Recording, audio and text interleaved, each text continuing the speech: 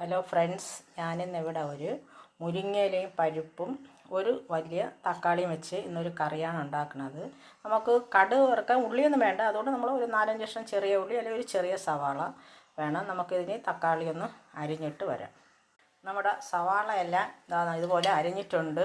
ഇത് നല്ല ഹെൽത്തിയുമാണ്, ആരോഗ്യത്തിന് സൂപ്പറാണ്. മുരിങ്ങയില എല്ലാവരും തോരൻ വെച്ച് കഴിക്കും. നമുക്കിനി ഇതൊരു കുക്കർ വെച്ച് കടുക് വറുത്താണ് ഇത് ഇടുന്നത്.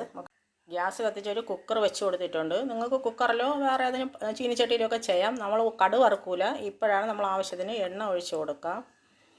നമുക്കതിൽ കടുക് ഇട്ട് കൊടുക്കാം.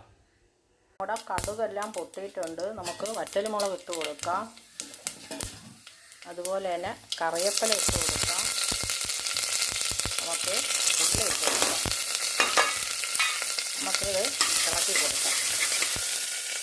നമ്മുടെ ഉള്ളിയെല്ലാം മൂത്ത് വന്നിട്ടുണ്ട്. നമുക്ക് അരിഞ്ഞ് വെച്ച തക്കാളി ഇട്ട് കൊടുക്കാം. ഉപ്പ് വച്ചക്കാം. ഉള്ളി നല്ല രീതിയിൽ ഒന്ന് വശങ്ങി കിട്ടണം. ആവശ്യത്തിന് ഉപ്പിട്ട് ഇളക്കി കൊടുക്കാം. ഇവിടെ തക്കാളിയെല്ലാം വശങ്ങി കിട്ടിയിട്ടുണ്ട്. നമ്മളിനി മുരിങ്ങയില കഴുകി വൃത്തിയാക്കി വെള്ളം തോരാൻ വെച്ചിരുന്ന മുരിങ്ങയില ഇട്ട് കൊടുക്കാം. ഇത് നല്ല പോലെ ഇളക്കി നല്ല വറുത്തെടുക്കണം. നമ്മുടെ മുരിങ്ങയിലെല്ലാം നല്ല രീതിയിൽ വെന്ത് വന്നിട്ടുണ്ട്. നമുക്ക് ശകലം മഞ്ഞപ്പൊടി ഇട്ട് കൊടുക്കാം. നമ്മുടെ മുരിങ്ങയിലെല്ലാം നല്ല മൂത്ത് കിട്ടിയിട്ടുണ്ട്. നമുക്കിനി കഴുകി വൃത്തിയാക്കിയിട്ട് പരിപ്പ് ഇട്ട് കൊടുക്കാം. ഇളക്കി കൊടുക്കാം. ആവശ്യത്തിന് വെള്ളം ഒഴിച്ച് നമുക്ക് അടച്ചു വെച്ച് വേവിക്കാം. വെന്തതിന് ശേഷം നമുക്ക് ഒരു നമ്മുടെ ഈ അരപ്പ് ഇത് വെന്ത് വരുന്നതിന് വരെ നമുക്കിതിന് വേണ്ടി ഒരു അരപ്പ് റെഡിയാക്കാം. നമുക്ക് അതുപോലെ തന്നെ തേങ്ങ വേണം, ജീരകം, വെളുത്തുള്ളി, മഞ്ഞൾപ്പൊടി, മുളക്. വെളുത്തുള്ളി നിങ്ങൾക്ക് 3 കഷ്ണം വേണമെങ്കിലും ഇടാം. നമ്മുടെ മുരിങ്ങയിലയും പരിപ്പും തക്കാളിയെല്ലാം നല്ല അടിപൊളിയായി ഇവിടെ വെന്ത് കിട്ടിയിട്ടുണ്ട്. നമുക്കിനി കടുവൊന്നും വറുക്കേണ്ട ആവശ്യമില്ല.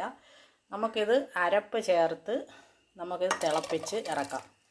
അത് മാത്രമേ ഉള്ളൂ. നിങ്ങൾക്ക് വേണമെങ്കിൽ മുരിങ്ങയില കടുക് വറുത്തിട്ടിട്ട് പിന്നീട് പരിപ്പ് പ്രത്യേകം വേവിച്ച് വേണമെങ്കിൽ ഇടാം. നമുക്കിത് ചൂടാക്കി ഇറക്കാം. കറി നല്ല രീതിയിൽ ഇവിടെ തിളച്ച് പാകമായിട്ടുണ്ട്. ഇനി കടുവൊന്നും വറുക്കേണ്ട ആവശ്യമില്ല.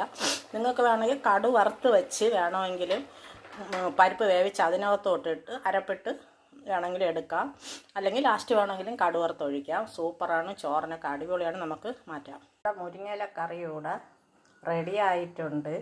ഒരു പിടി മുരിങ്ങയില മതി നമുക്കൊരു കറി ഉണ്ടാക്കാൻ. തോരൻ കഴിച്ച് മടുത്തവർക്ക് ഇത് കഴിക്കാൻ ചോറിന് അടിപൊളിയാണ്, സൂപ്പറാണ്. എല്ലാവരും വയ്ക്കണം.